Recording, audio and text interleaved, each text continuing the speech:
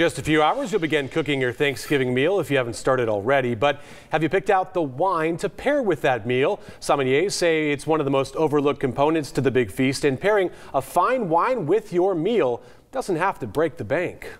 Are you ready?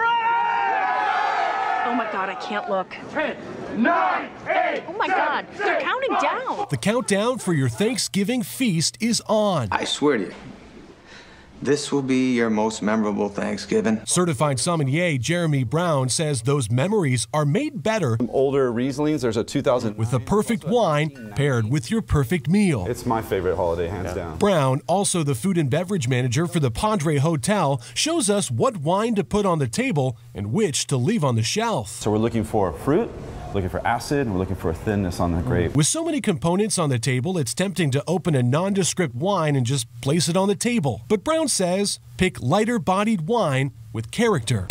That's all we want. On our tasting guide, we start with the bubbly. A bottle of real champagne from France or sparkling wine from California will do the trick and pair perfectly with your appetizers. Mom always makes deviled eggs, and this crushes it with deviled eggs. And you get that creamy content with the acidity and the lemon coming through on that.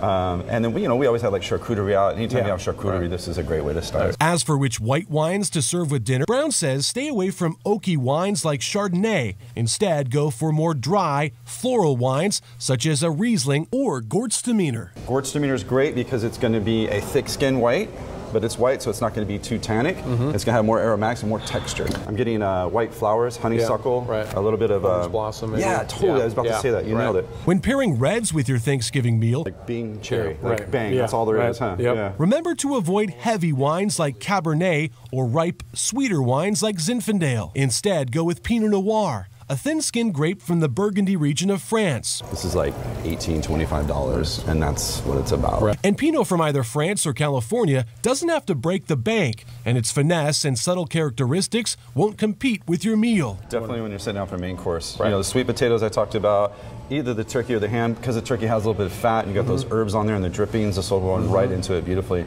Cranberry sauce, stuffing. If you've got buttered carrots, this will go right in there. It'll be okay. If you're serving dark meat or even a beef roast this Thanksgiving, Brown says you can bring out a more full-bodied wine like a Syrah or Rhone-style blend. Not as heavy as a Cab, but still with complexity and minerality. It'll complement your turkey or beef roast. And where this one's grown, the soil is no different than Bordeaux. Red, volcanic soil that's been around for a long time. He says avoid California Rhones and go with Washington State. This Syrah from Walla Walla meets in the middle. So you get the best of both worlds. You get California fruit and you get Bordeaux or European elegance. No matter if you're cooking at home or leaving it to a professional chef, follow this guide to Turkey Day wine pairing and all your guests will be gobbling up that meal. And if you don't feel like cooking this Thanksgiving or buying those wines yourself, the Padre has the Thanksgiving Feast buffet style, $39 for adults, $15 for kids. All the wines we featured today range from just $20 to $40. You can visit our website, turn23.com, where I have listed all those wines and where you can purchase them. And coming up at 11 o'clock, if you don't have time to get online and buy those, we'll show you the guys here at Imbibe in town.